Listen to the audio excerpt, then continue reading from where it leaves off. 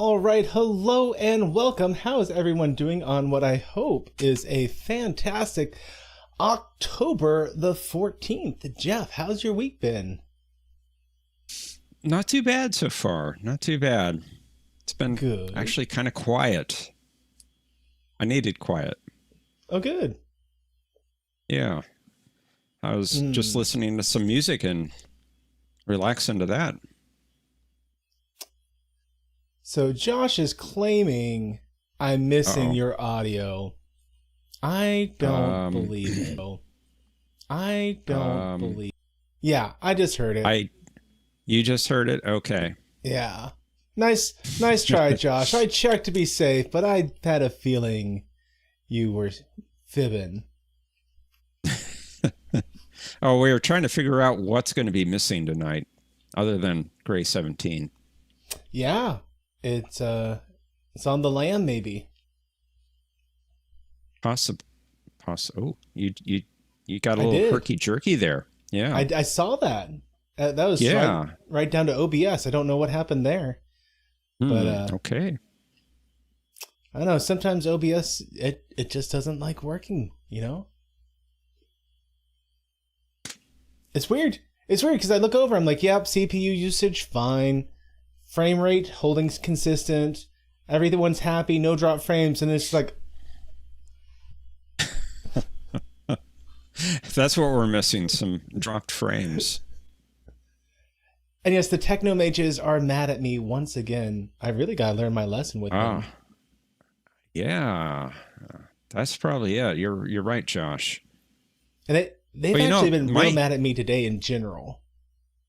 Well, they must have been mad at me last night because we were watching Voyager. Omni was showing it on Discord.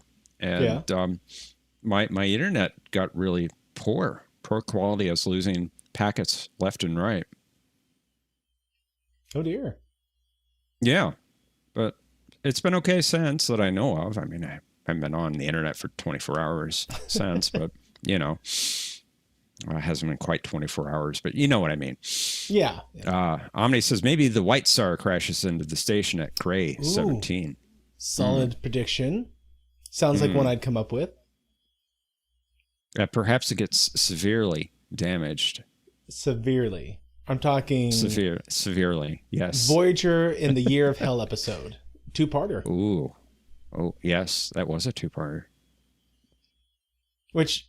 I want to say Michael is the one who told me this, that it was conceived as a year-long series, or like a season, full season. Yeah. They did consider it. It's hard. Like I hear that, very hard. And like, ooh, I think they could have pulled it off. Like I don't know. I don't know if there's enough story for that. I mean, Enterprise did it. They season did. 3's the Time War. The Xindi arc. And then, like, I think they are skilled enough to do it. Like possibly. I know we couldn't do it today. We can't even do 8 to 10 episodes today. No. Without needing to change the plot several times. But back then, maybe, because I mean it would have been episodic at the end of the day. Like let's go down this fictitious road of what would have season that took the two-parter Year of Hell episode and stretched across an entire season. What would that look like? And I think it would have been a lot like we saw in season 1, where you had the Kazons showing up several times, and season 2 you had Seska showing up kind of here and there. And so I could see with the Kazon. Yeah, and I could see it being that sort of thing where each episode you had the series like, oh, here's what's going on this week. And I feel like they could have gotten away with, the reoccurring baddie of the Time People, and the only difference you'd have to do versus this season and another Future season guy. would have been you just let the damage kind of accumulate over the series. So instead of every week, there's the bridge of the Voyager, and it's pristine and it's glowing. Well, not glowing like, a Kurtzman movie, but it was a brightly lit, very pristine environment. And instead, you just have a little smudge here and there at first. And then you have, maybe a little black battle scar. Maybe a console flickers a little bit in the background, and you start to go, wait a minute, something's a little off. This isn't normal. And then you'd have some real big event, and it'd be like wires hanging down from the ceiling for several episodes, the rest of the season or something. So I could see them doing it where it wouldn't have to be episode after episode after episode focusing just on that race of people. Whose name escapes me. As usual. Okay. But honestly, I want to say a couple weeks ago we were talking about poor Robert Beltran. They didn't know what to do with him. That he was almost supposed to be a love interest for Janeway, and Kate Mulgrew was like, no, this is 100% not happening. They're literally alone on a planet together, and she's more interested in the monkey than she was interested in Chakotay. True. By the way, the aliens. Yeah. The Krenim. The Krenim. Okay. Yeah. So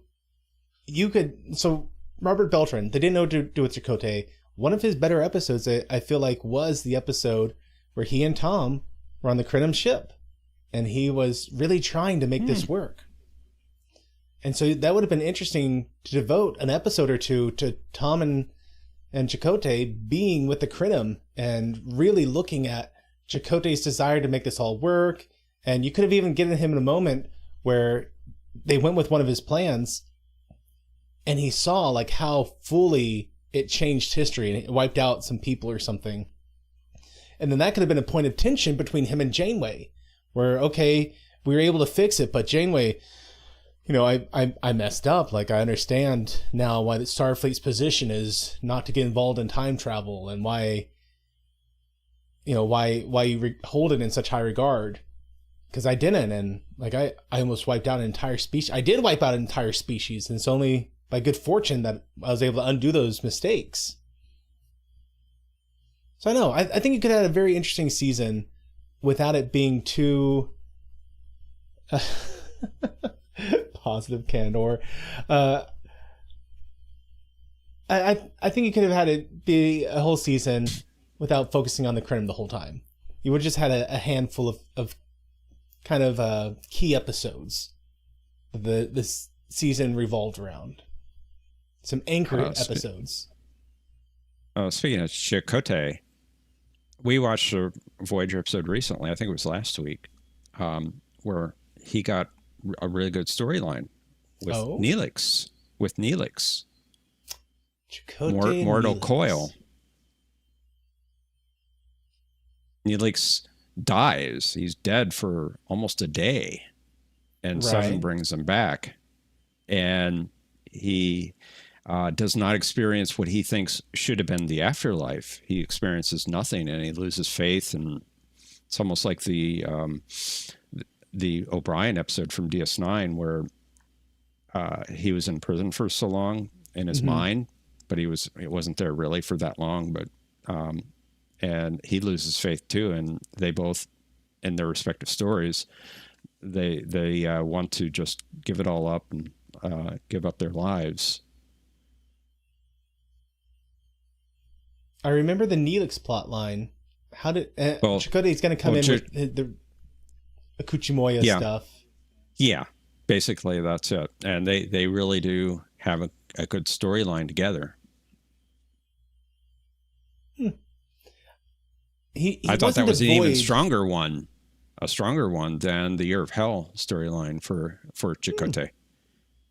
All right. He wasn't devoid of all good episodes. It's just they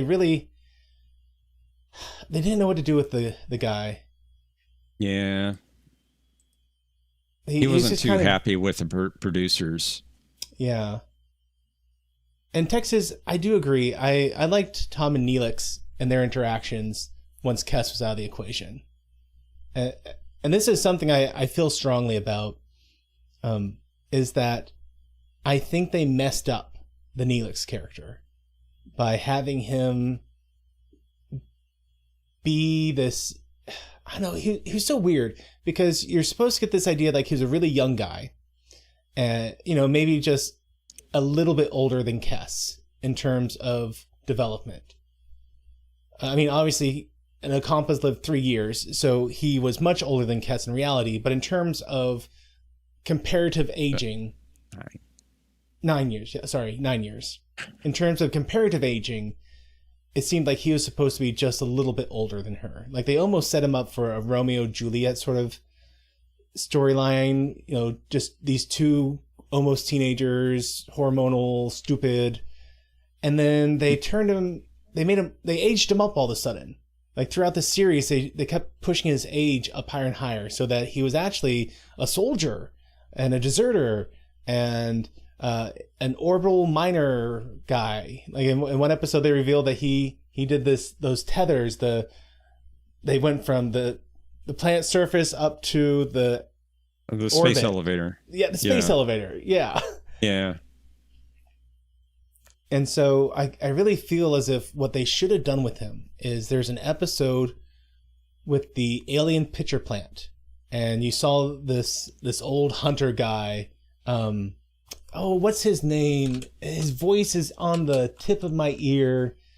You can hear that raspy, gravelly voice. Played a couple things, maybe in Babylon 5. May have also been in W.M. Morgan Shepherd. Oh, yeah, that's his name. That's his name. Yeah, the Soul Hunter. Yeah. So that is who I envision Neelix should have been. He should have been an older, very protective father figure for Kes instead of a romance individual. And then you still could have had the same story beats, except it wouldn't have been increasingly creepy as they aged him up older and older. So honestly, I get the feeling like he's supposed to be early 30s when Voyager starts. I feel like that's where he is based on his life experiences. I always thought he felt like mid to late 30s myself, but I don't know. And meanwhile, Kes is like 1. But I mean, comparative age. Like, let's talk about dog years here, Ocampa years. She was maybe 19, maybe 17. Like, she something like that. She was too young for him, is what I'm saying, and it makes me uncomfortable. Yeah. A lot of people felt that way. And I honestly think that Kes's character would have stuck around, which would have meant that Harry left.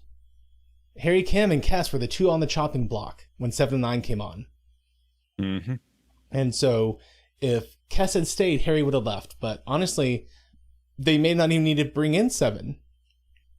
If you had a more organic relationship where instead of it being he's a abusive, possessive, creepy lover, instead he's just an overprotective dad figure. And he has to learn to let his adoptive daughter grow up and be mature and, you know, make her choices in life.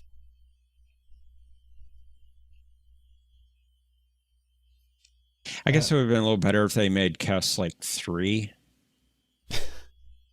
And Ocampa, yeah. And Ocampa years. So. Yeah. Or not 3 in Ocampa, 21 in Ocampa years. Like, well, 21 in human. Yeah. Or 30-ish, 28 or something. And Texas is saying, some say that Liara Tassoni is too young to be a romance. Are we back to Babylon 5? I gotta adjust my brain if we're moving away from my rabbit trail here. Mass Effect? She's a character in Mass Effect? Oh, wow. It has been a hot minute since I played Mass Effect. And I actually didn't finish all 3 episodes. Or 3 games. I played all the first one. Amazing. Loved it. I think I stopped midway through the second one. I think I ran out of time and just never got back to it. I never played any of them, so. He's saying she's 103, but some of them think that's the equivalent of a teenager. So this is actually something I do consider interesting. Like, if you have a race that is functionally immortal, like the elves from Tolkien, they are all but immortal. And then you're like, okay, well, they're 103, they're 500, they're 600. Like, how does that equate maturity-wise? You're like, 600 out of immortality years is still effectively an infant. But if you say, okay, look, they live hundreds and hundreds of years, but they mentally develop at the same rate as humans, such that at the age of 18, they have mentally developed to a point where they can make good enough choices. They understand the long-term implication of their choices, such that they are mature to do things like get married, go to college, all that good stuff. Or, that's right, Omni, you have the other direction where, like, Baby Yoda is 50 but can't speak. So, Groku. What's the development rate? It's something that makes me glad we don't have these worries on Earth. It's interesting to think about the wide range of sci-fi, and as the Kirks of the universe go out and intermingle with the ladies out there, how does that work? Kirk, I'd be more worried about Riker. It's true. Like, okay, so when you actually watch Kirk, I mentioned Kirk because he's the one that has the reputation. But when you look at Kirk's interactions, like, he's not that much of a floozy. He doesn't go after people the way he's portrayed as now. Yeah, I agree. Like, he had some genuine, deep love for many of the females that he was paired up with for the week. Like the Native American episode. Marimony. Or that's right. The episode where Kirk had the one true love. The Elenis of Troy. That's not her name. The of Troyas. The one that was supposed to be the Helen of Troy sort of lady. And they did a very subtle difference of the name. Yeah, the Domin of Alos, as Omni put in there. But you're forgetting about City on the River with Edith Keeler. It's super deep love. Yeah. So, like... yes. Riker would come and go. He was definitely the Navy girl in every port sort of guy. But Kirk genuinely loved these people he came into contact with. One exception, when he seduced the AI robot, that was more of a tactical thing than a love thing. So, not always. Yeah. But that wasn't real. Yeah. It's just AI. Right.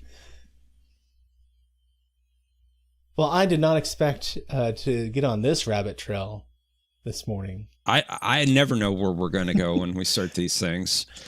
It's like the Spanish Inquisition. You just never know where it's going to show up. I want to shout out to Anna. I love you, sweetie. Hey, Anna. I haven't seen Amy in the chat lately. That's true. She probably hasn't even finished getting our oldest to bed.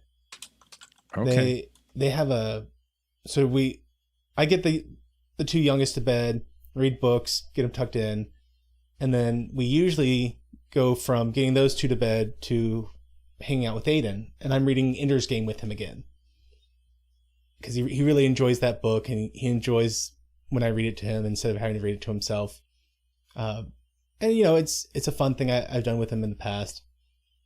And so I usually get done reading to him, and then Amy will sit around with him, and the two will just jibber jabber. for like a half hour. That's great. Yeah, so by the time she gets done with him, we've jumped on to actually talking about like Babylon 5 stuff, and so she's like, not her my thing, cup of tea. Yeah, it's not everyone's cup of tea. Exactly, Texas. Surprise is our greatest weapon, and fear, surprise and fear, and surprise. I miss Monty Python. Can you imagine trying to do Monty Python today? They'd be arrested. They'd legit be arrested in the UK. Probably, yeah. Crazy Can't stuff. Make fun of anything anymore. You can't. In fact, someone was arrested. Maybe not arrested. They got almost arrested for flying the British flag. Because anyone who wasn't, like, it was at some event, and they're just walking around with the British flag, and they're like, hey, you displaying that could come off as threatening to someone who wasn't born here. And therefore, that could be considered hate speech. You need to put it away. That's crazy. That is crazy. Yeah. Texas, that's a great question. The British flag or the English flag? You know, I don't remember enough to be able to definitively say that, which one it was. But, I mean, either way, meanwhile, you have Monty Python doing skits like the world's most deadliest joke, where they're like, Hitler tried to recreate the joke for himself. You couldn't make that sort of skit anymore. They'd be like, well, you must be supporting the crazy brown shirt man if you do a joke like that. And not understanding that, like, it's supposed to be making fun of him. Like, it's crazy where we gotten to. I know. Very. I don't like it.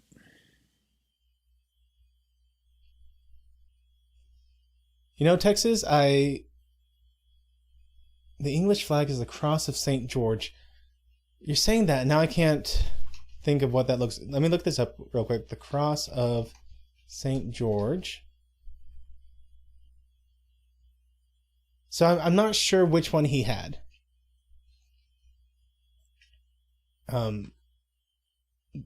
The news report I saw talked about, I want to say, so grain of salt here, big grain of salt. I want to say they said it was the British flag, but for all I know, the announcer was just like, oh, it's a flag. He's in Britain, ergo British flag. So, I don't know. Nice try, Shy. We've already gone over that joke this evening. I'm well aware that there's audio. I had to check.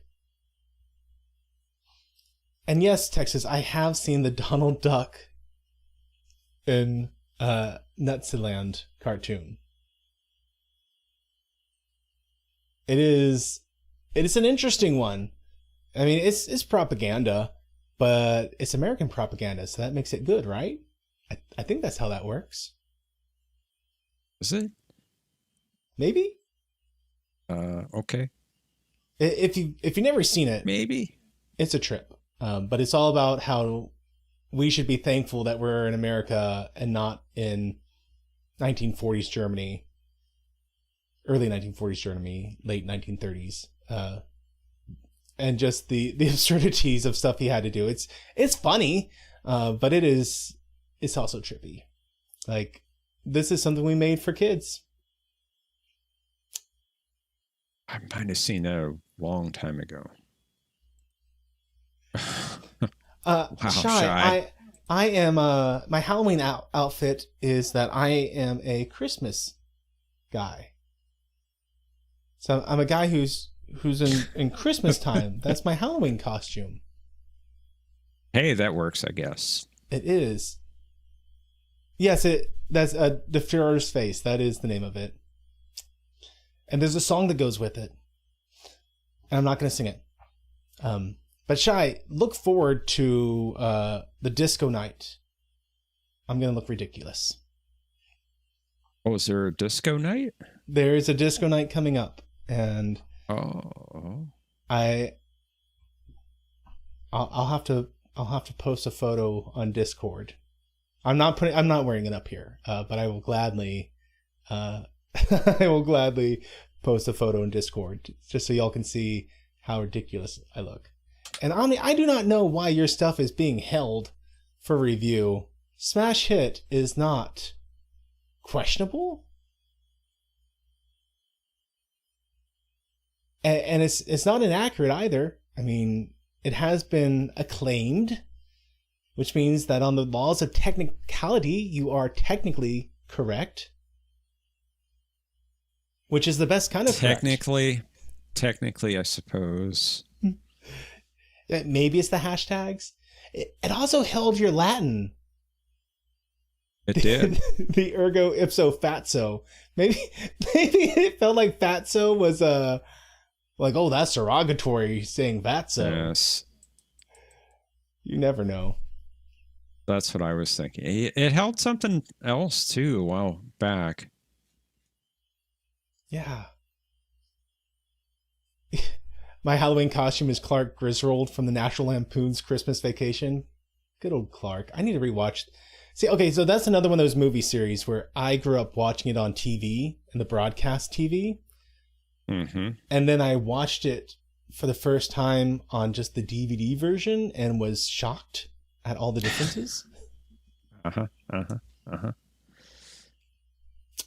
Yep. No more censored thoughts. Yeah, what's a TV? It's a really old-fashioned thing, Joel. I'm sorry. I'm showing my age. I watched one yesterday for tonight's episode. Oh yeah? Yeah, I watched tonight's episode on the TV yesterday. Ooh. Yeah. Planet X wants to know if we are going to watch Star Trek Scouts here. No, Planet X. Am I missing a series? Is this one of those coming up ones? No, they are on YouTube. They're for little kids. I see that now, yes. Yeah, and they're only like, 4 minutes long or something. Oh, why did they do that? I will gladly watch one of these. Just for the experience. I haven't seen any of them. I don't plan on it. No, you don't have to apologize. I will gladly check it out. Because here's the thing. You wouldn't have thought Prodigy would have been like any sort of decent. I have to agree with you because I was kind of making fun of, the promotional stuff that they put out for Prodigy. And when it came out, I watched it and I thought, well, okay. I watched a couple more and yeah, this is getting a little better. But by the time I knew it, I was loving it. Right. It's a little more Star Wars than I prefer my Star Trek, but it holds up. But by episode 11 or 12, it lost a lot of that Star Wars. It did for me anyway.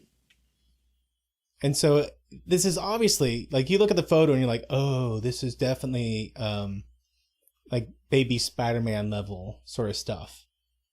Or like it looks sub Paw Patrol in terms of its marketing. But I've had to watch a lot of those shows as my children have aged. And it's possible that they come at it and they're like, hey, we're being silly, we're being for kids, but we're also being more authentic to Star Trek than other shows, perhaps. So I'll watch one episode before I gladly never watch another. What I know of it, they're not. But I could be off. I could be way off. I've not seen it. So. Well, how about we shift from Star Trek to, I can't make a star at the beginning of this one, Babylon 5. And we are going to be watching... Where is Gary 7? Gary 7 is missing. Gray 7. Yeah. Gray 7 is missing. 17. Gray 17 is missing. Thank you. Gray 17 is missing, yes. And no, not Babylon 17. And not Deep Space Babylon. Maybe San Antonio 9. I don't know. San Antonio 9? Excellent choice.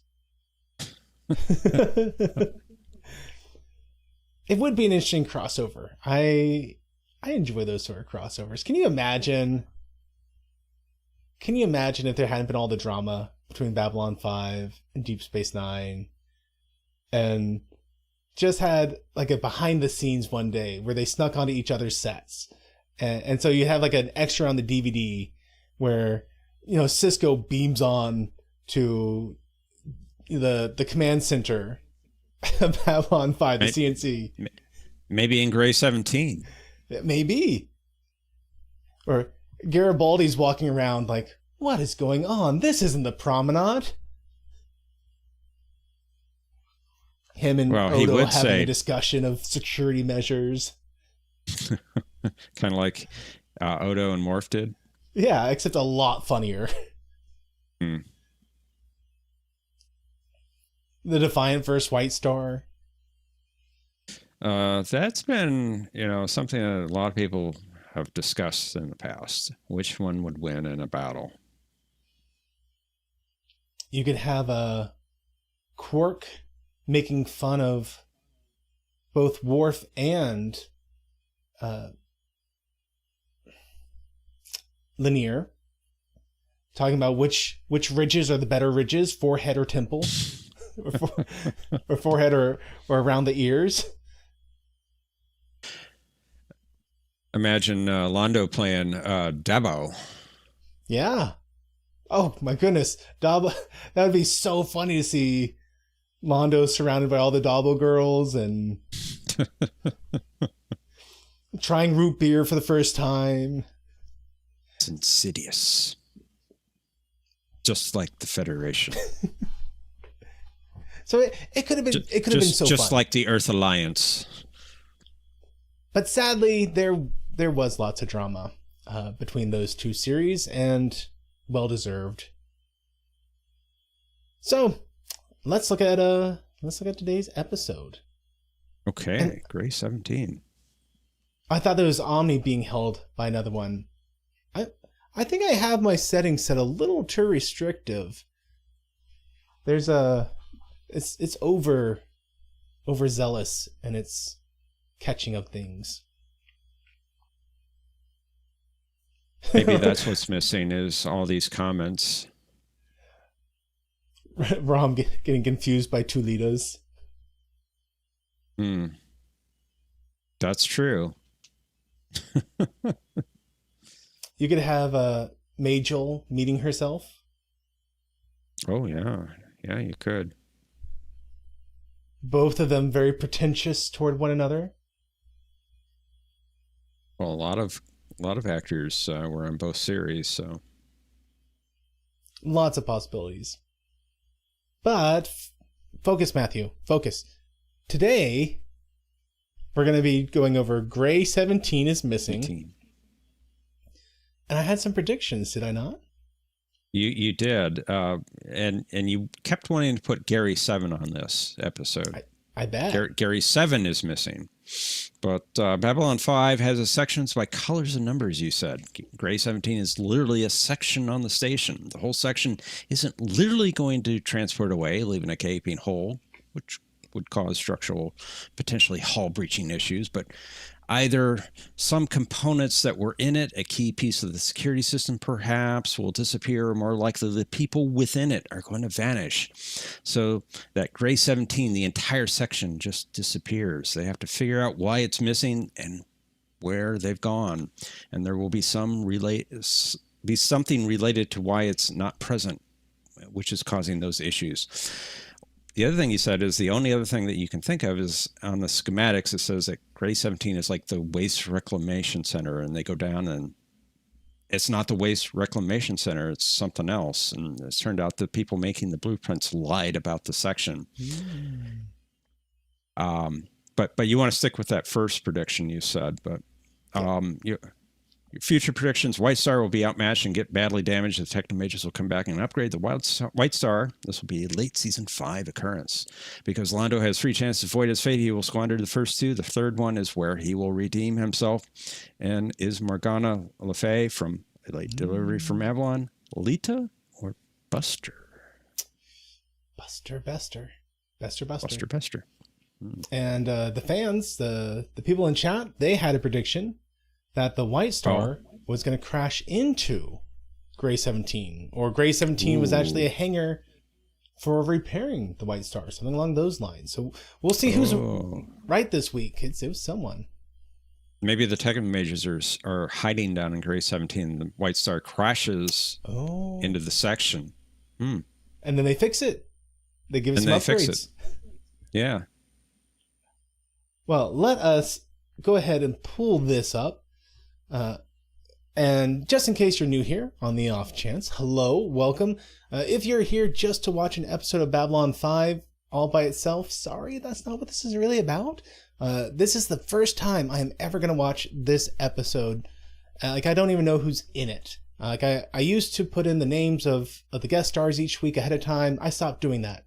100% going into this blind so that I can give you my honest reactions as we're watching it. So this is a live commentary, but what we do is that there is a link. You can go to the link pinned at the top of the chat and they'll take you to the screening room, and that just syncs up all of our watch time so that hopefully you're within a couple of seconds of whatever it is I'm talking about, assuming I'm on track and not being distracted talking about whatever it is I'm getting distracted about at that moment. Otherwise, if you're here in the future and you want to watch this and you like the live commentary and you want to watch the episode, I'm sorry, the screening room won't be available. You'll have to watch it on one of the other many ways that you can watch Babylon 5 right now. If you want to do it for free without signing up for a single new account, you can watch it on Tubi TV. You have to watch it with ads. Sorry, it's just like the old commercials back in the day, but it's an option. You can also watch it on Roku TV. Roku. And you can watch it on Amazon Prime, which used to was no ads, but now you have to pay a couple bucks more a month if you want the ad-free watching experience. And the Amazon one has the upgraded version, I do believe. In fact, they might all have the upgraded now. I believe they all do. So great options. I know Tubi TV does. I'm not sure about Roku. If you don't want to sign up for another streaming service, I don't blame you. You can go buy the physical media. Absolutely 100% the best way of watching this right there. Amazon is a great place of getting it. I looked before the stream. They're at about $68 right now for all 5 seasons. I just looked, $66.95. So yeah, it's a good price. $7 plus tax. Like $14 a season, somewhere in that range. $12.50. I don't know. My math, I won't get that precise. It's not too bad per season for a show. If you just want to watch it right now, you can't come to the screening room. You can't watch it on your own physical media. We got you covered. There's going to be a clip displayed just below. Once every 7 to 9 seconds, a new picture is going to show up. There's going to be no audio. It's just so that you have some sort of frame of reference for what's going on the screen right now. So with all that said, let us go ahead and start today's episode. This is going to be, what are we at? Season 3, episode 19, I want to say? 19, yes. Wow. Gray 17 is missing. Let me give you a quick 3 countdown and we'll get this thing going. So 3, 2, 1. Hit that play button, everyone.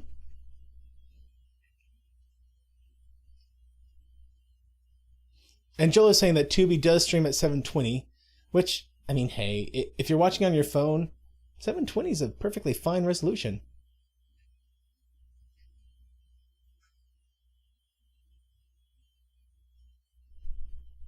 So this is Zach, right? Yep. Zach Allen.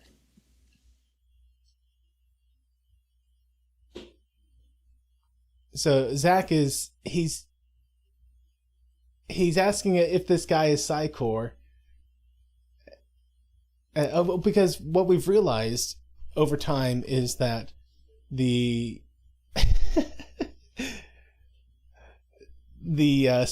shadow spiders are weak to psychic attack, and that's something that was really established last week. That Lita showed up, and even though she says she's a P4, P5, she was able to summon up the strength to hold the shadow spider ships in place long enough for the White Star to blow up one of them. And then, of course, they got reinforcements from like 3 or 4 other more spider ships, and it was too much for the Imbari people to hold all by themselves, but we got reinforcements, and we were able to actually witness a significant victory. So they were trying to recruit people with a strong psychic ability. Not telepathic, different thing. No, it is telepathic. Telepaths. I thought I was right for a second. A strong telepathic ability. And the exchange there, I like how they're having Zach be the go-to guy for if you need someone to just scan people in as they come in on the ship or interview people, he's going to be your guy doing it. Now, I don't know if you noticed in that last scene, Sheridan told Ivanova to go find Franklin because they were doing the Underground Railroad of the telepaths. Oh. Maybe he has information on how they can find more telepaths. Uh-oh. Ooh.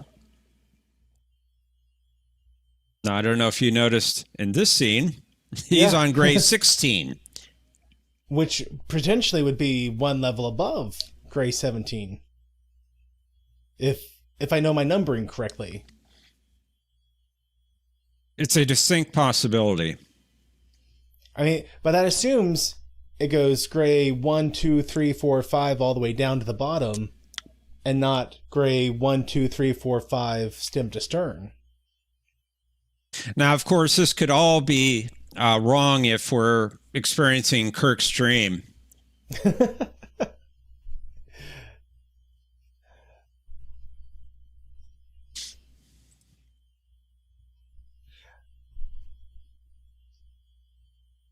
Yeah, rotational gravity. Sometimes things are a little wonky in the numbering scheme of things. Trek Revere says, Matthew, there's a Gray 16.5.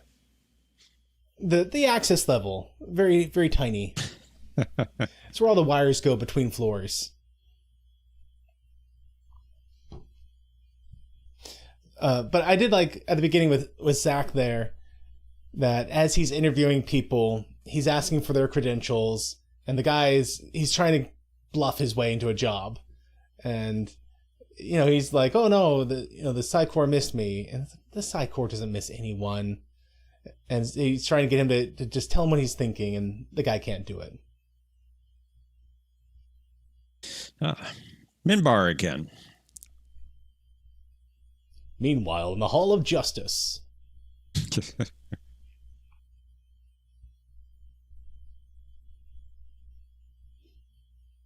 This is Ratheen. We saw him at the beginning of War Without End, talking to Sinclair.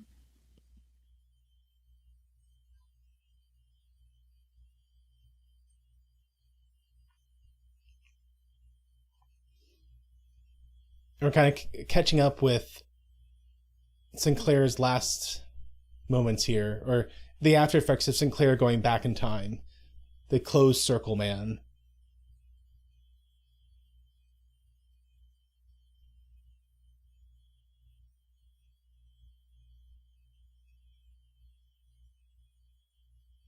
And Dolores is saying she's going to make sure that his last few possessions are sent back to his family, but did he really have much of a family?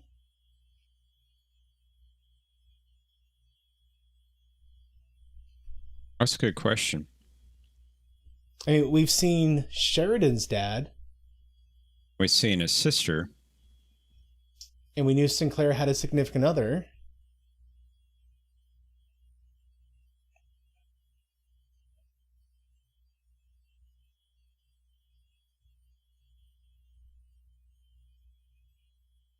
And so they're discussing the need to have a replacement for Sinclair, a new Ranger 1. And he's putting forward Dolores as the logical replacement. And she's not sure. This is where the Rangers are trained, but her place is on Babylon 5. Well, Zathra said that she is the one that is.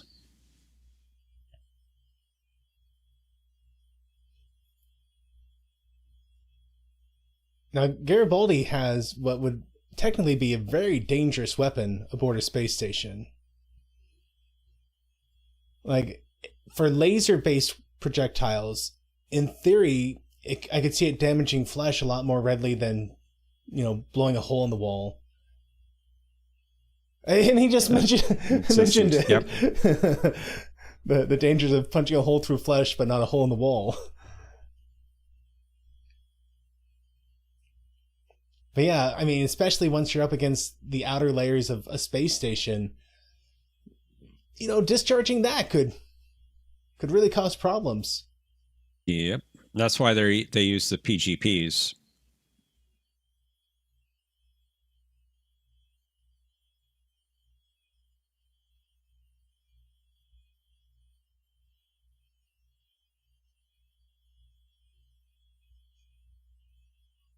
And so they're talking about how this service tech, the electrician, went gone, and how weird it is that he's missing, and it's a closed station. So where could he go? And yes, Trevor Lauren, most things in here don't react well to bullets.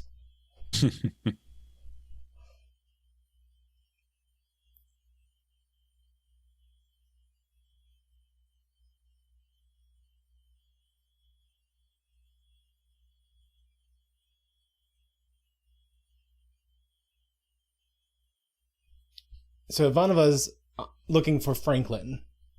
Yes. Who he's on a walkabout, hoping that one day he'll be able to find himself. And I suspect his journey's not going well right now.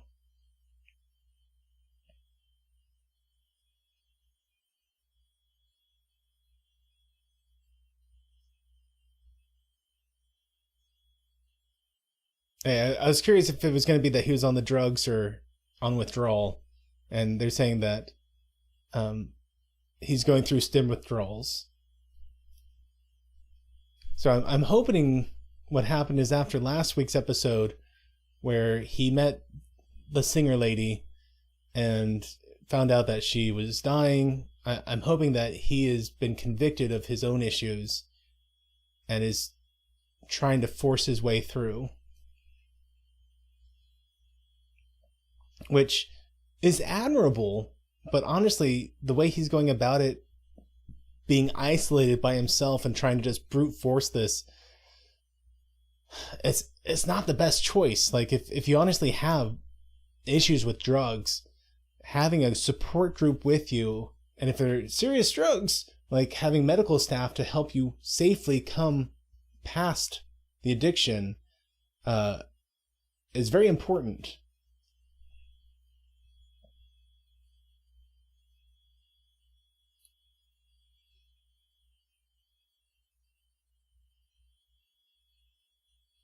But Franklin is saying that he's sick of y'all,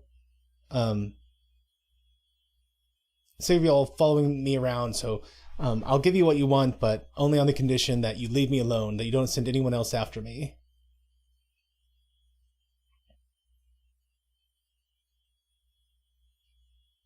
And he's saying the only thing he can do is keep walking until he somehow meets himself and then work this out. So he's very, very mindset on just going this alone.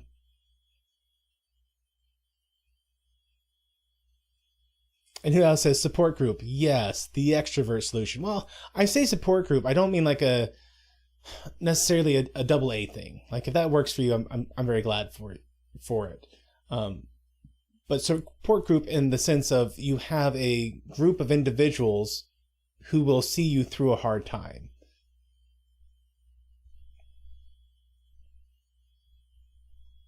And yeah, I'm an introvert too. And thankfully I've been adopted by a couple extroverts that I can trust. I did not catch the Harriet Tubman reference, no. Underground Railroad. He said that the file is in Harriet, a file called Harriet, the records, rather.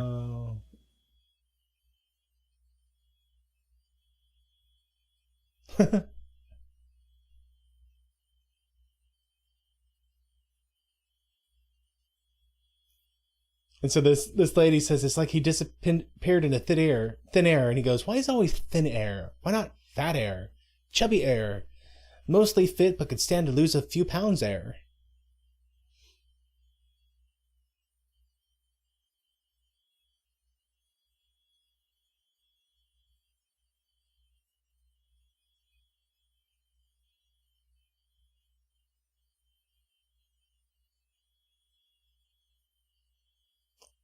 And so it seems like maybe a blueprint error is being discussed right now. So while the blueprints say that there's 30 levels of Babylon 5, there's only 29. And she says, at least in Gray Sector. In Gray Sector. Right? That she's been to every floor and counted. Which, if she's literally been to every floor, and this isn't just like an elevator took a little extra time between floors 16 and 18, you have to wonder if there's not some sort of telepathic interference keeping people from recognizing when they're at floor 17.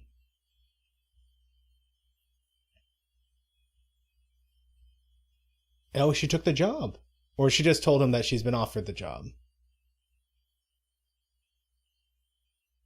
Ooh.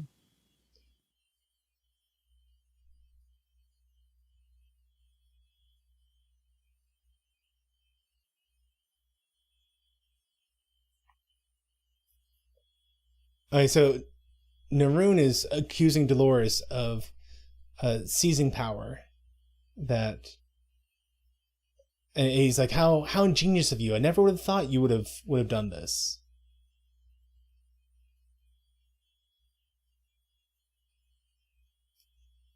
Which is interesting because the council themselves offered her power in Babylon Squared.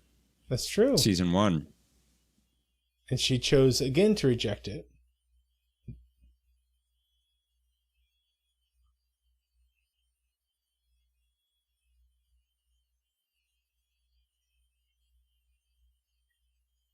So Naroon is pointing out that, technically speaking, now that the Rangers have been finished with their training, it should be the warrior caste who comes in and commands them.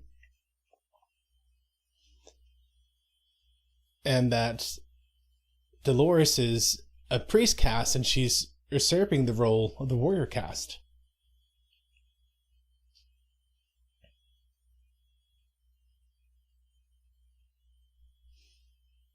And so he's pointing out that, hey, this is kind of sus that you underwent the transformation prophesied by Valen, yes, but then you broke the council and created a power vacuum that you are now perfectly set up to fill that vacuum.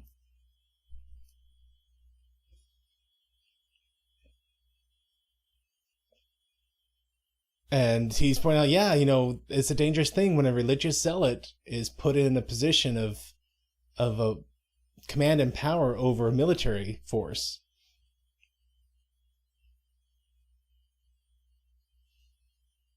And I like how Naroon has... Naroon, yeah. I like how his ridges are a lot more aggressive.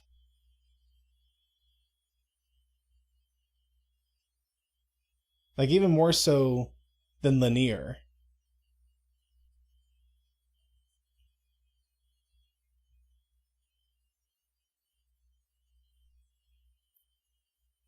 Yeah, I like how the attention to detail that the warrior caste ridges are sharper. You have to wonder if, like, they file them.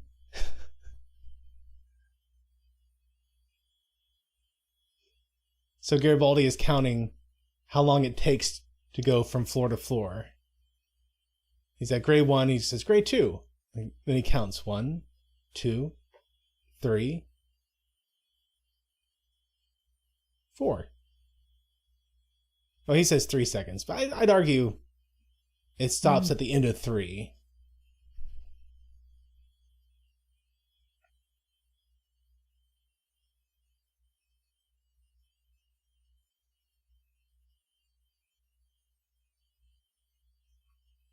It would be interesting, Texas, if they shape their crests.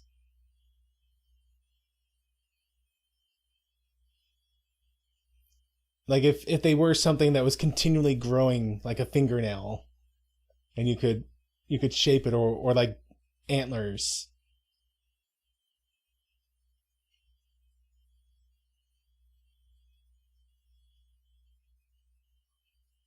And it's been so long, I don't remember what Dolores's looked like originally.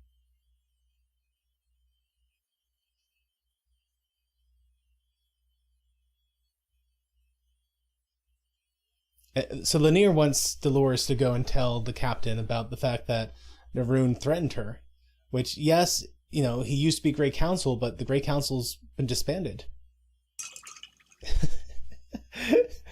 So Garibaldi is counting one by one, and he's to 16.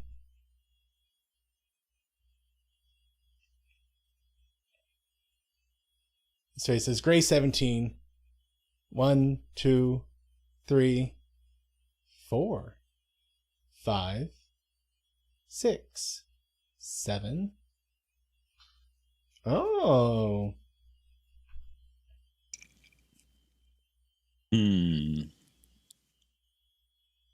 So it's marked Grey 17, but it took an extra long time. It did. So he goes back up to Grey 16. And he counts to 2, and then he says, emergency stop, open tube doors, emergency override.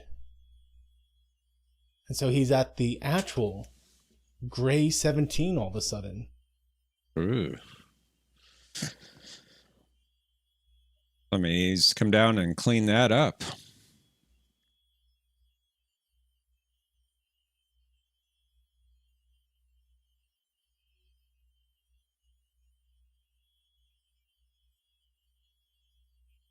And the elevator call device has been broken.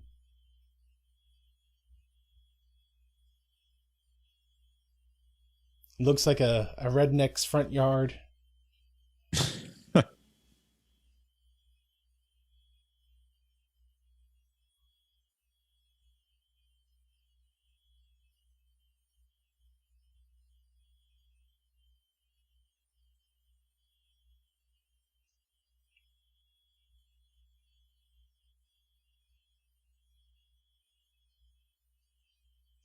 It's a creepy blue-faced doll.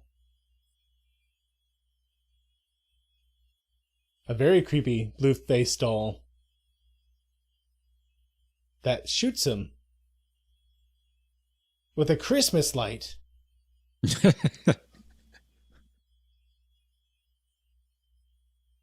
He tries to call for help, but he's struggling to catch his breath.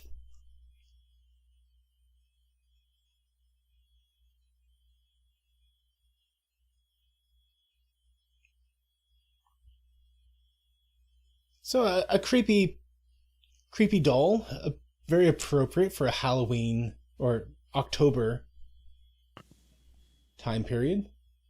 Yeah. And that's his Strider.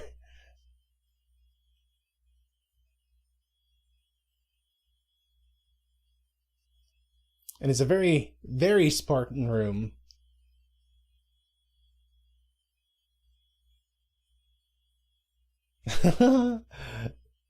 So Lanier is not breaking his promise.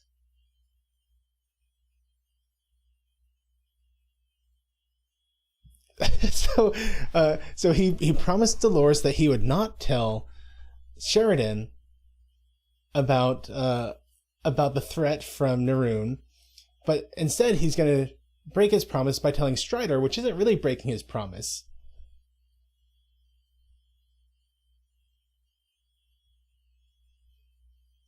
And he says, does this come natural, or did you attend some sort of martial arts class for the philosophically inclined?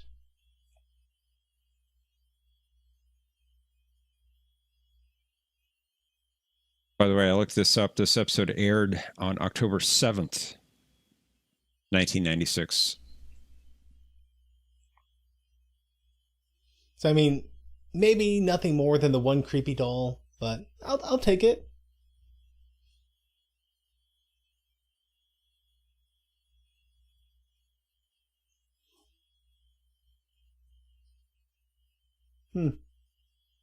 Lanier looks slightly out of focus.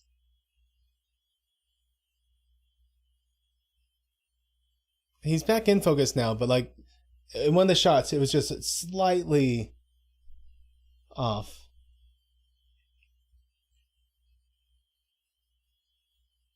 Like someone need to wipe the lens a little bit.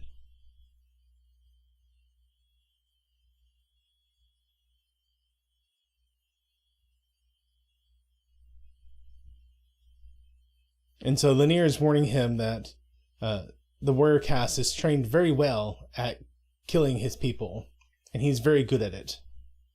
So to be careful when he confronts Naroon.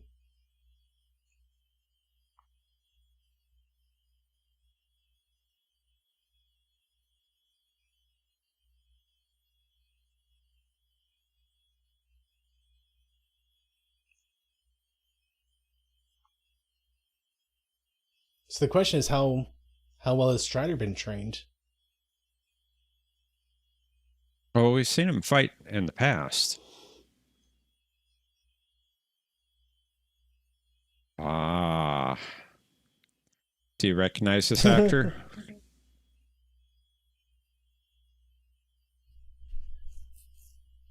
Is it the people that hid themselves away from Buster? No. The actor, do you recognize the actor? No. You ever heard of Freddy Krueger? I have heard of Freddy Krueger. That's the actor that played Freddy Krueger. Huh. Robert Englund.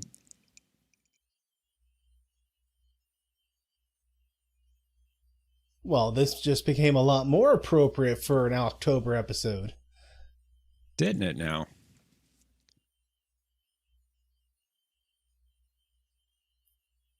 I love how Garibaldi, he's like, I don't suppose this is the right time to mention that you're all under arrest. Fits his personality to say that. And Freddy Krueger mentions that his name is Jeremiah. And welcome to the end of the world.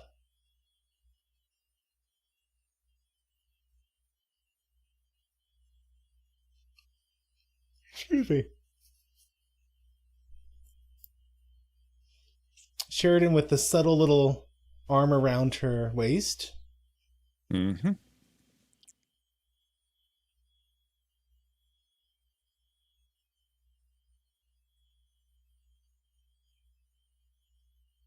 And Sheridan says that we never really talked about your life back home or your family.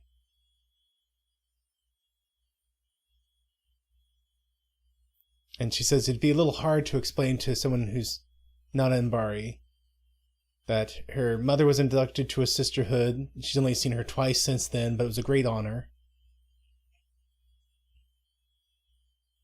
Her father passed beyond the veil 10 years ago, which I'm assuming is a euphemism for death and not an Mbari thing. Yeah.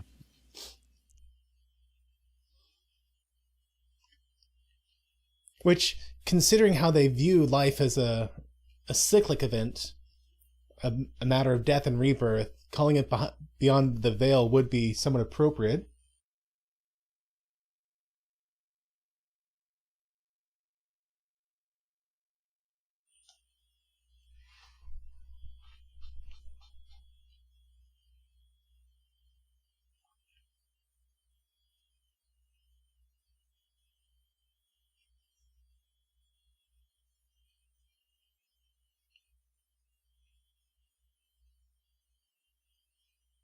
And so she's recounting this tale, or this memory, about how she used to ride on her dad's shoulder, be in his arms every time they went to temple.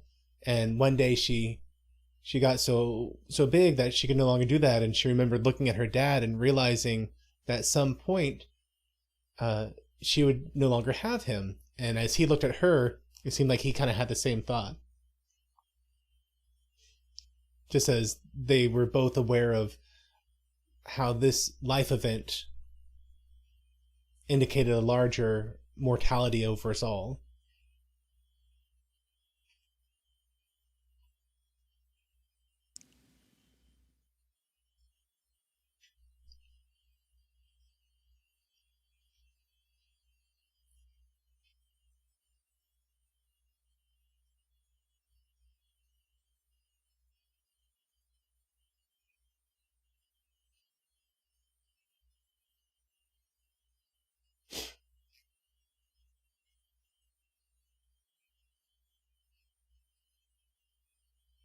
So Jeremiah is saying that this Grey 17 is completely isolated, that they've welded all access doors shut, that they exist totally isolated, and they tap into the waste reclamation system so that they can continue to live. Because after all, we're all just, reclaimed, recycled atoms.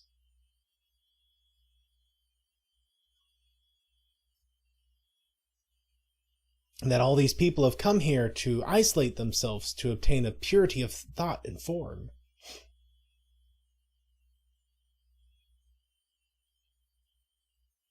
And to obtain... Go ahead. Much of what said was very Minbari sounding, as Omni is pointing out, even to the point that where Minbari, to some extent, did isolate themselves from other races. And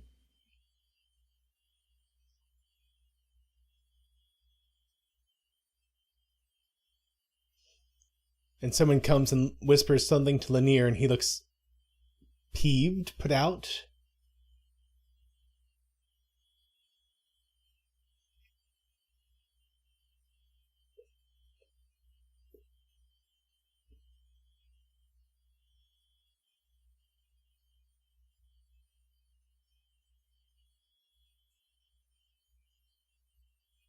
And so Strider is throwing down the gauntlet here in front of Naroon. He invokes Den Shah.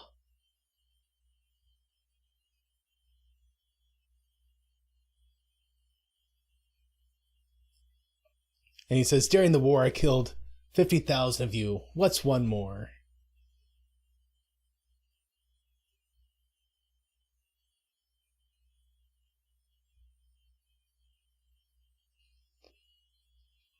And so apparently they're both taught the pike by the same individual, a man named Duron.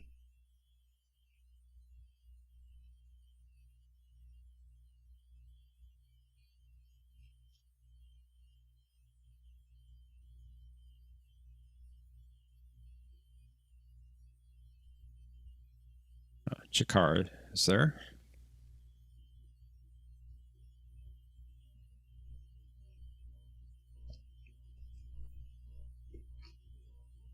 And Sheridan, kind of nervous, looking around. He knows what's up. And he's wondering where Strider is. He thought for sure he'd be here.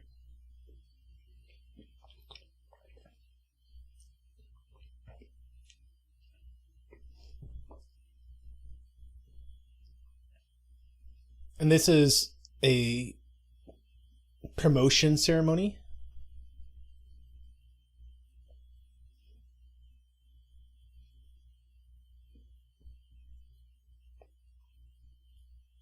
And like most Minbari things, has a quasi-religious undertone to it.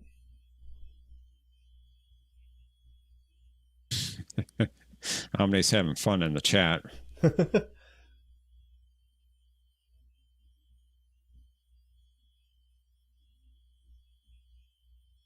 So Jeremiah is talking about his philosophy that not just people are reincarnated, but eventually the universe itself will be reincarnated, and pointing out how much of a design flaw it is that everything dies in the universe.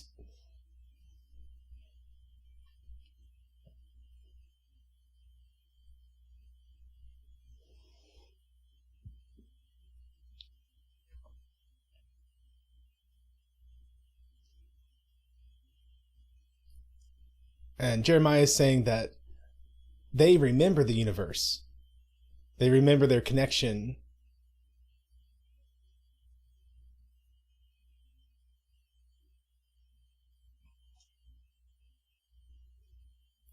Okay, yeah, I thought so.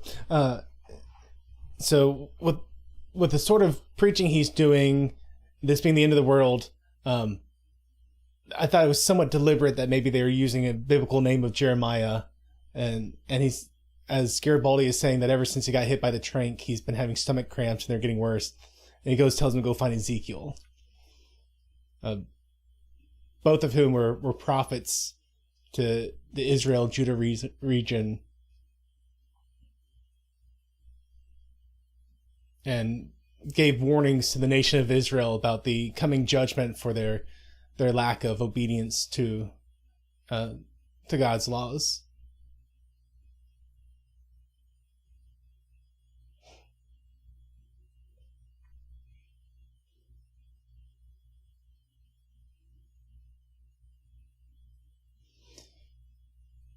And so Naroon, I think this is some good storytelling. We don't have to watch the whole fight to know what's going on, and that Strider is just bleeding all over the place, struggling to breathe. Meanwhile, Naroon, you don't really see any sort of injury on him, having no difficulties in breathing. I mean, now he has some injury after Strider got a cheap shot off. But he tells Strider, "Run away, I won't tell anyone." And Strider says, I'm a ranger, we walk in the dark places. We live for the one, we die for the one.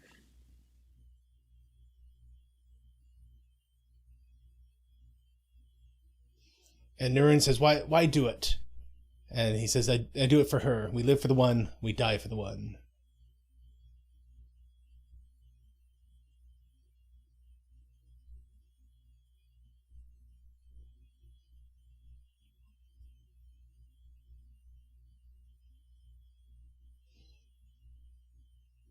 He says, and he does it in Valen's name.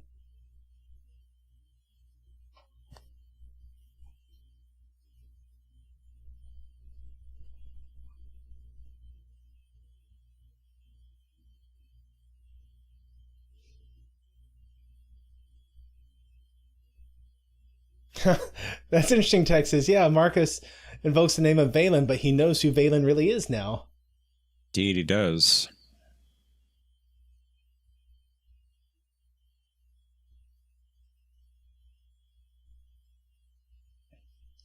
And so Garibaldi comes across the workers' something that belonged to him, uniform. And he says, did you do this? And Jeremiah says, no, we don't believe in violence down here.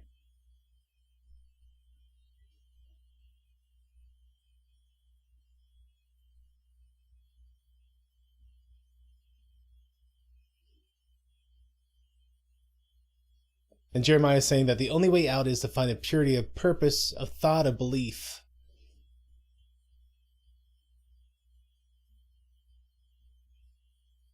And that lets the mind out, but the body must also have a way out.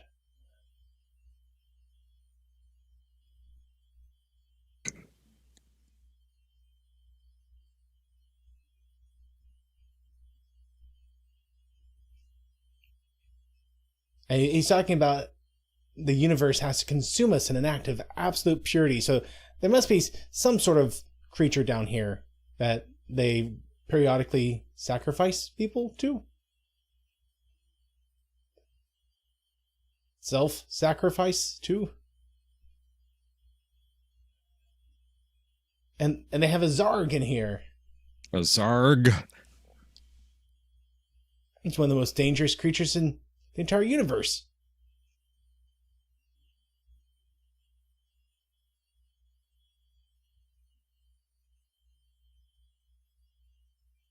Hey Retro, how you doing? Welcome, Retro.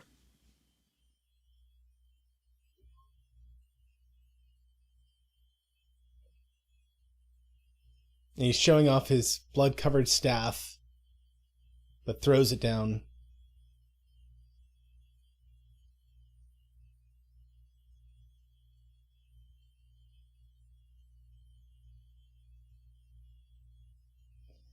And he says that there's blood between us and blood between the warrior caste and the humans.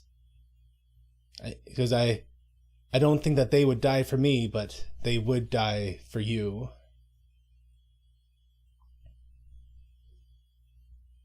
So he recognizes that though he could be over the Rangers, he could never lead the Rangers.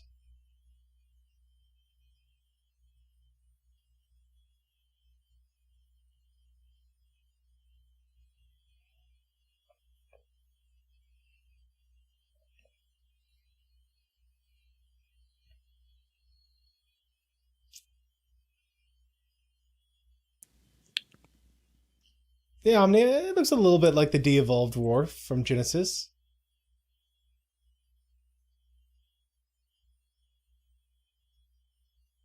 Oh, look at that. Some leftover bullets. Well, not leftover, some... When he was cleaning out his old revolver. Mm-hmm.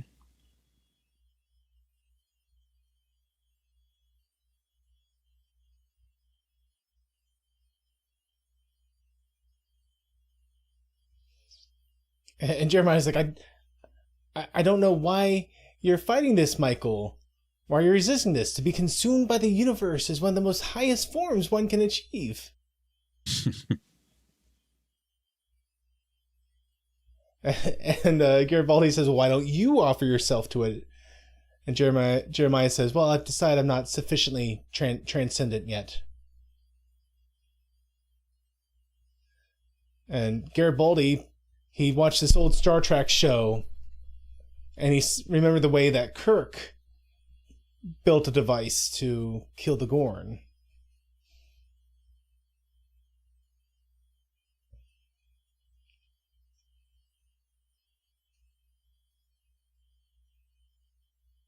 Not quite the same way.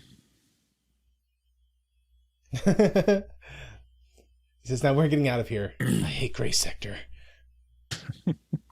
You said that earlier.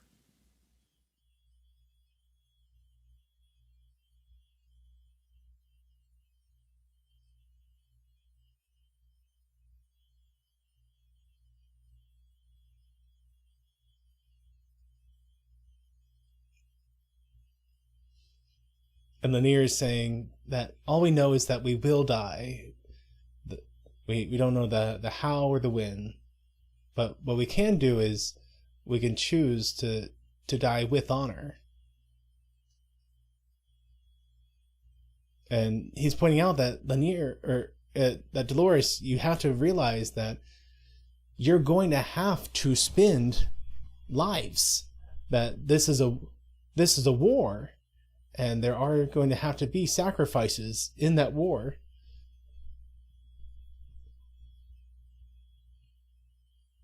And that may be a reality that Dolores hasn't really accepted yet, that she will have to choose to send people to die. But Neroon is here, and he wants to talk one warrior to another, to Marcus. This is good.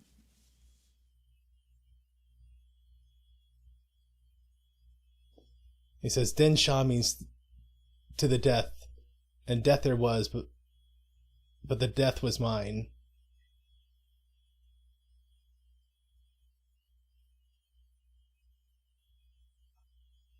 And just the fact that there was a human that was willing to die for one of his kind when he was ready to kill one of his own. Invoke the name of Valen. And he says, strange the human would be more of an Umbari than I.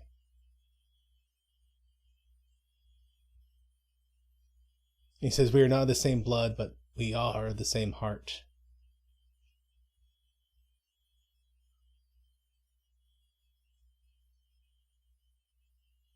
And Strider says, next time.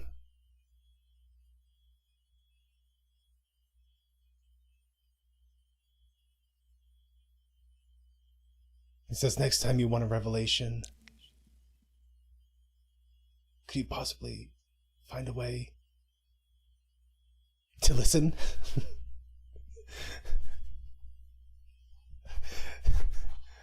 Find a way to listen that it wasn't quite so uncomfortable. Find a way that isn't so uncomfortable.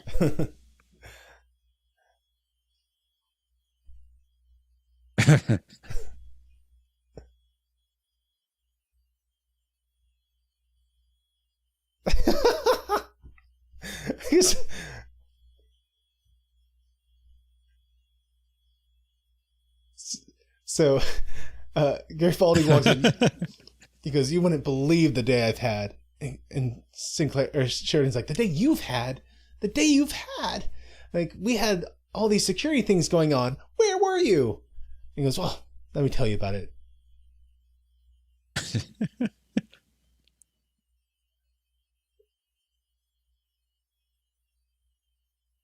And he starts giving a quick rundown with just a little bit of Jeremiah thrown in there.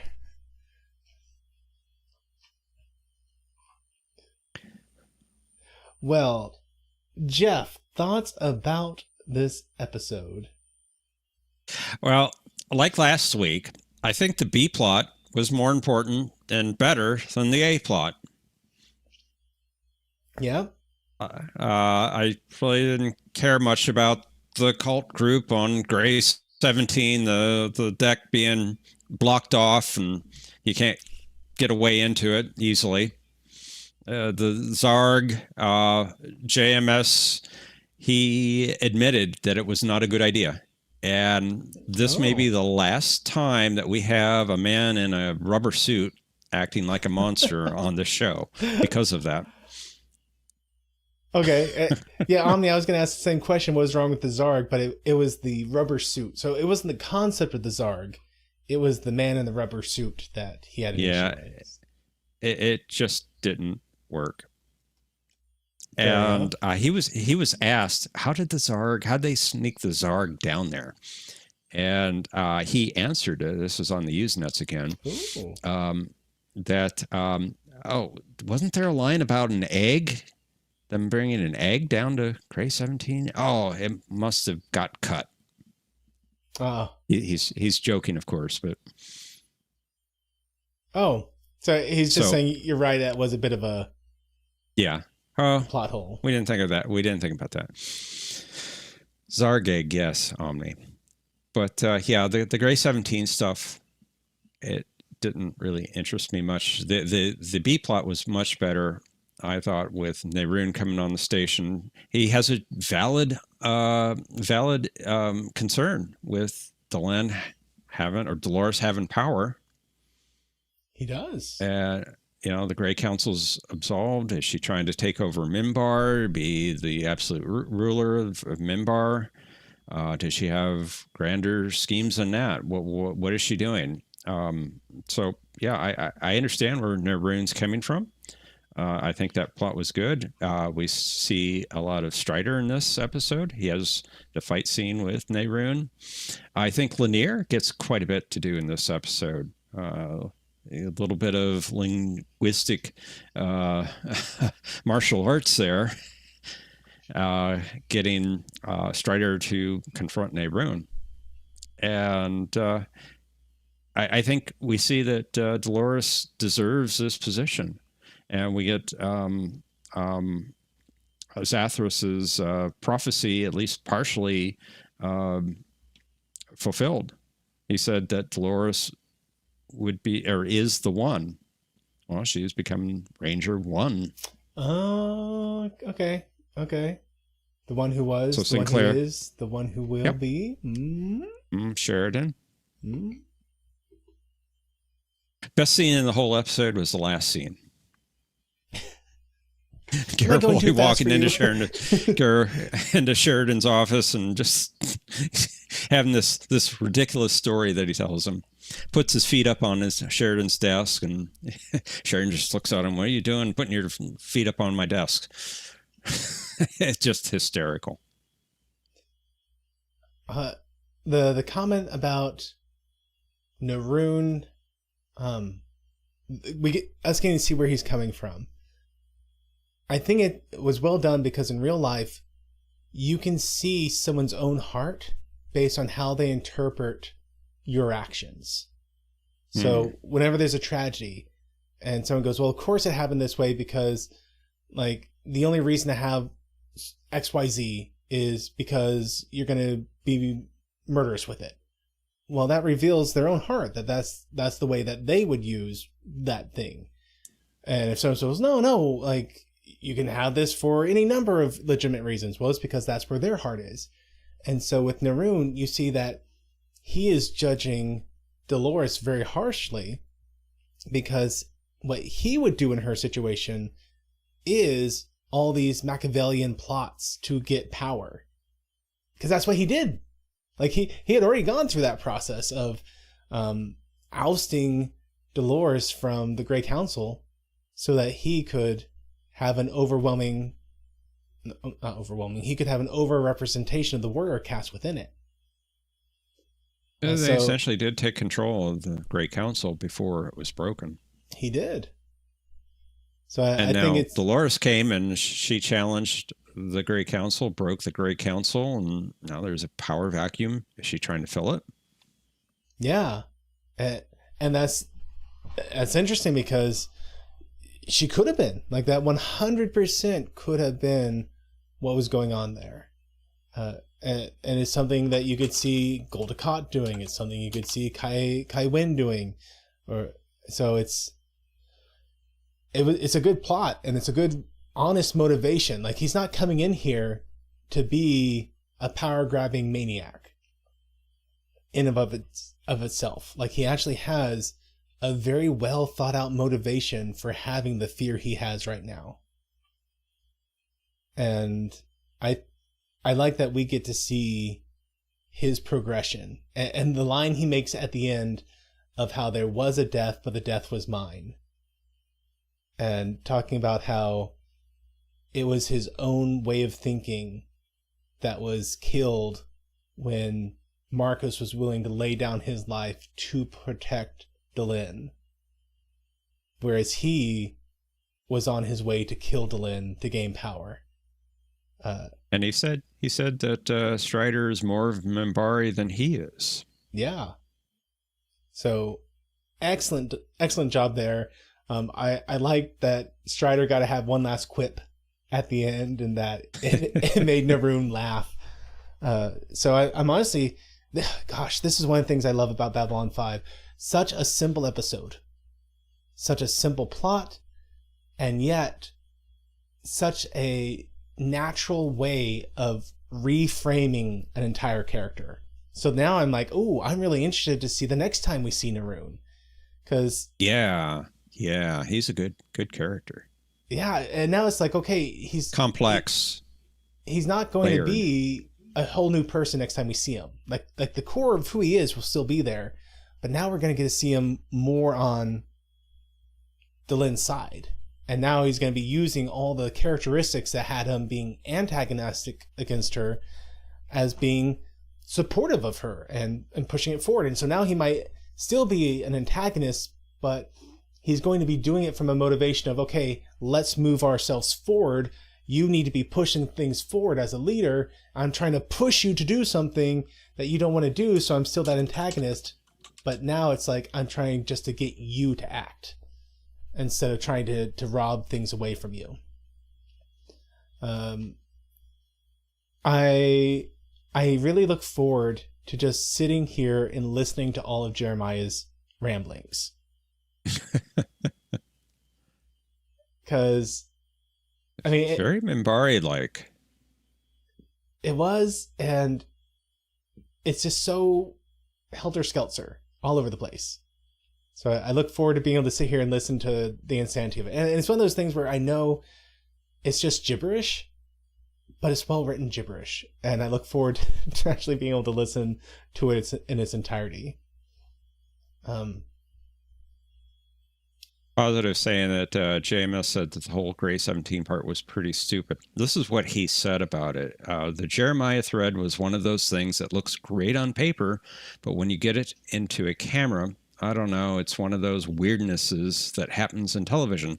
Sometimes you got what you think is an average script and it just roars to life on camera, and something that looks great on paper, but in real life, I'm happy with all the other stuff in the episode, but the Jeremiah thread didn't come off as it should have. I think it's also my fault in that my brain was gearing up for the stuff that's ramping up, starting with the next episode. So I'll look forward to the next episode. And the Gray 17 thing was something I wanted to do for a long time. There wasn't going to be a chance to do it down the road, if at all, after this season. So I went for it. As for the Zarg, that's also one of those things that didn't come off visually as I wanted. So overall, I'd agree, of all the season 3 episodes, this one is possibly the least effective of them all. But in one season, that ain't too bad. Yeah. And yeah, there's some holes in that plot, like how's Zarg not killed everyone down there? Yeah. What's the point of the creepy doll to tranquilize people? Like, once you're there, you're stuck, apparently. So what's the point? I mean, did they think that out ahead of time? Oh, we'll use the doll and use it to tranquilize people that come down, that wander down to our sector. Yeah. How would people even become aware of it? That it was a place to try and seek transcendence? So yeah, I think there's other things they could have done to still have the same general plot feel. I think the fact that Garibaldi's basically literally recreated the Gorn fight improv gun was funny. Like, all right. Thankfully, it didn't last too long. Now, about that, it shouldn't have worked because you put multiple bullets into the pipe. The one that should have ignited first was the one furthest back. Mm-hmm. And if they did come out, it would have been very slow because the back one would have had to push the front ones out. So it didn't quite work, but...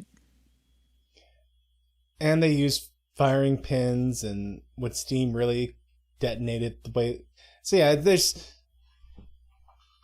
Yeah, I definitely was willing to suspend a lot of disbelief in that moment, just because it was the Gorn fight again. Yeah. So I mean, the fact that Gray 17 was missing, it could have been a very fun thing. He could have done it a couple of different ways. I think would have been a little more natural. But hey, he pumped out like 22 episodes in a season. Maybe he didn't have the time to really polish every second of it. So I'm willing to cut him a little bit of slack on the B plot there. Well, A plot technically, but it was the B plot. Yeah, fair.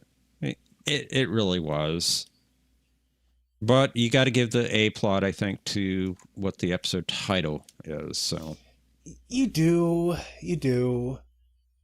It's just at the same time, like, what had the most screen time? What had the most impact? Most impact, it was definitely the B plot, the so-called B plot. Yeah, I agree.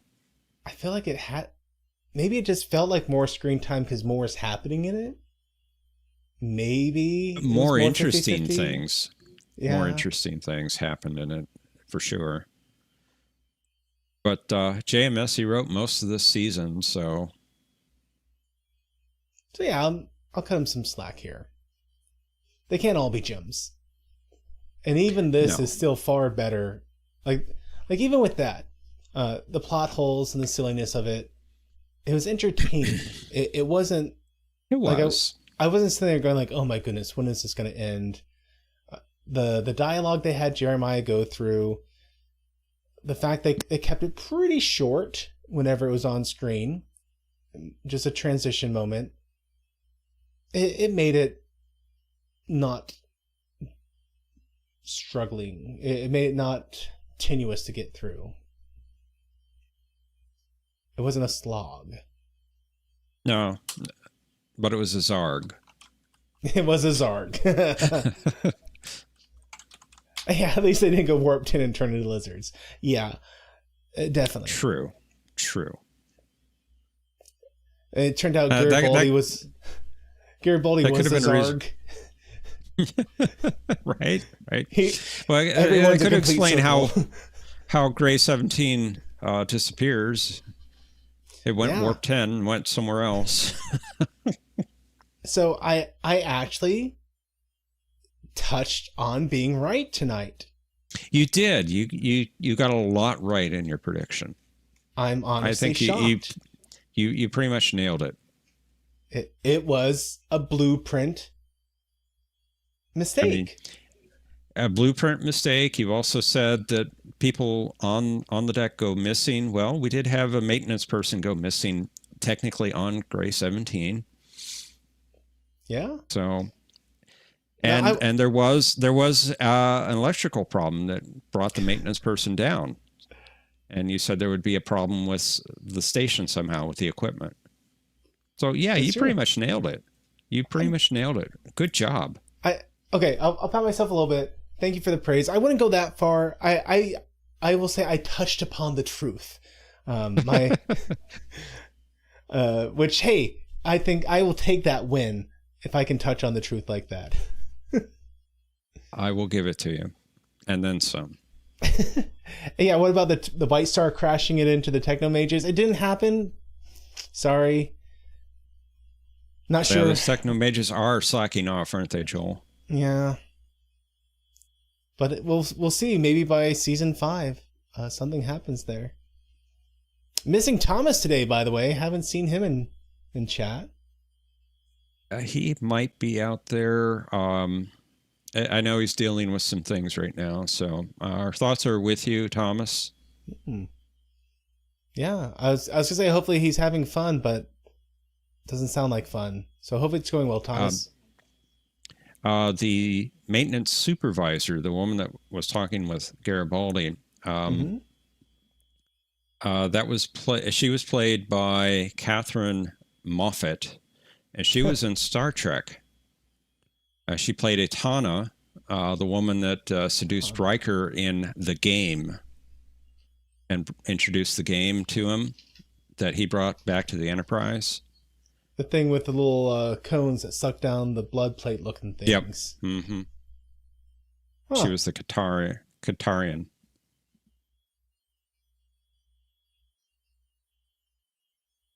Yeah, it's still not severely damaged yet. We'll see. Didn't Wesley do the game first? No, I think he was the only one who actively resisted playing the game. It was Riker. Like, she definitely put it on Riker and forced him to play it. Yeah, he was the last one that played it. Resistance was futile.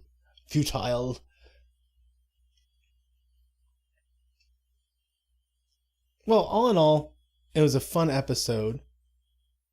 Next week, it sounds like we're going to really start gearing up for the end of this season. That's all I'm going to say. It is season 3, episode 20, and The Rock cried out, "No hiding place." So I really like this title. I like it a lot. Because to me, it sounds like it has a very intentionally biblical sounding name. Doesn't it? It does. So like, the rock cried out. That could be talking about how Jesus said that if the people, he's going in Jerusalem, all the people are praising him, Hosanna, Hosanna. It was a prayer of, we use it as a praise, but it was like a prayer of deliverance. They're saying, hey, we recognize you're the Messiah, Son of David, like save us from what's going on. We trust in you. And the Pharisees and Sadducees are like, can you tell the people to shut up? And Jesus makes the comment that if they kept quiet, even the rocks would cry out. And then also you have, in the Old Testament, there was a rock that Moses struck to provide water. And Hebrew tradition has that the rock followed them around throughout all their wanderings in the wilderness. And the New Testament church believes that the rock may have even been Christ somehow. That's more traditional thing, less spelled out in scripture thing. But so you have a very biblical sounding name here. And then of course you have Jesus saying, when Peter says, you are the Christ, the Son of God, Jesus responds to him, behold, I'm going to name you Peter, which when you look at the original text is talking like a pebble. And so he's doing a play on words here, that the rock, the confession you just made, is what's going to be built. The church is going to be built on. So you got the rock crying out. What is it crying out? It's crying out, no hiding place. So I can't help but feel that what they're going to be going around here is that the war is ramping up. They're going to have a bunch of refugees coming in.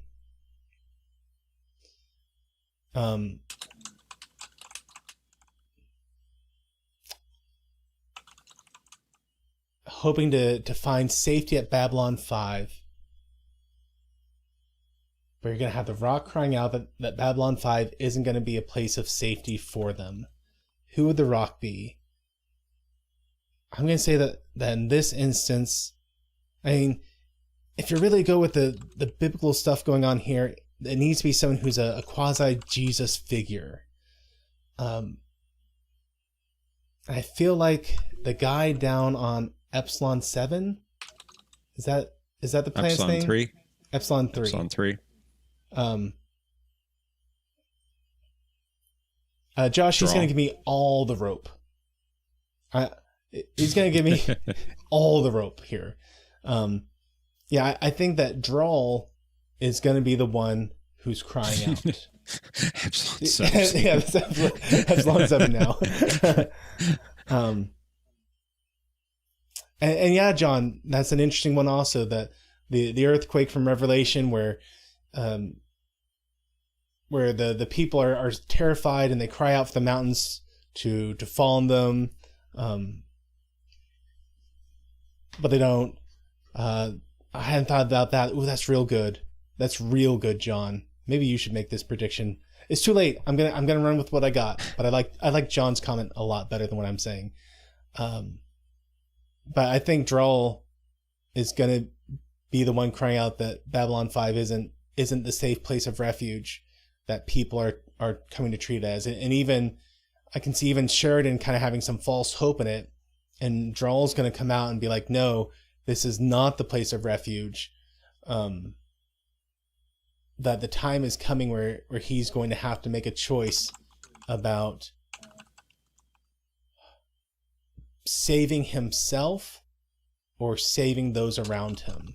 And I think that's what's going to lead him to eventually go into Zahadum, is that he's going to be forced there because he makes a choice to go and save others by sacrificing himself. So I mean, that's 3 episodes away, and I'm already throwing down a prediction for that one.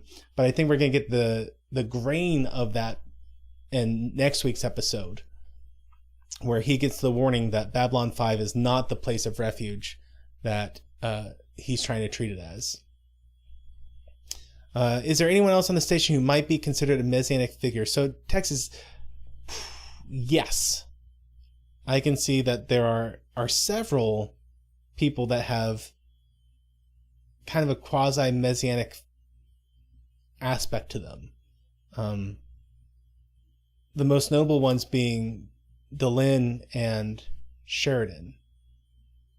That with Delenn? Yeah. I think that she kind of has a bit of a messianic treatment who's to her. Delenn? Oh, excuse me, Dolores. Oh, Dolores. Sorry. Of course. You know me in names. Yes, I do. So I can see her being a little bit of a messianic figure, especially with being entombed and coming forth with a new body, heavenly body, one might say. Sheridan, he's certainly being brought up as an individual who I think one day could be a messianic figure. Like he's more about a potential future savior than someone that we see filling a role right now. I think Hoot Owl is hinting at another character. Fair. Kosh, Kosh literally was an angel. Kosh 2.0. Yeah. So yeah, there's definitely different people, but I think in this one, I'm going to stick with Drawl. Okay. But I really like John's thought about the earthquake at the end, where they try to hide, but there's no hiding place, and yeah. So there we go. Lots of Matt's rambling for you to type out this week. Sorry. Can be an earthquake on Babylon 5. A spacequake? Spacequake? Yeah. I suppose there could be. Well, Jeff, any final thoughts as we go ahead and wrap this up for tonight? This was a pretty good episode. Got some good Minbari stuff. Ranger 1, the Rangers, Marcus. Strider. Thank you. Got to keep up with the names. Someone has good stuff to. there, and maybe Garibaldi got his walkabout this week instead of last week. Maybe. I mean, and we definitely touched on Franklin again. We did see Franklin. We saw Jakar too. In passing, yeah. In passing. Didn't see Londo. Spacequake that breaks hyperspace. Well, he has refused to go to a Minbari ceremony recently in the not too long ago. That's true. So maybe he refused this time.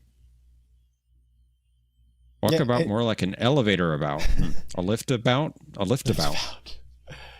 And Omni, Garibaldi would have met himself if he had just listened to Jeremiah. But he was just too close-minded to open himself up to the universe and be eaten. I don't blame him. Thank you so much for joining us this week. Fun episode, and I look forward to seeing you next week as we look at Season 3, Episode 20, and The Rock Cried Out, No Hiding Place. Take care, everyone. Have a good week, everyone. Thanks for watching this video. If you enjoyed it, please be sure to hit that like button and share it with your friends. If you haven't subscribed yet, I hope you will, and be sure to hit that bell icon to be notified of all the updates I do on this channel. If you want to support the work I'm doing here, then I hope you'll consider becoming one of my Patreons, where you'll get early access to all kinds of videos. And until the next time, may the Lord bless you and keep you. May he cause his face to shine upon you and be gracious to you. May the Lord lift up his countenance upon you and give you peace. Amen.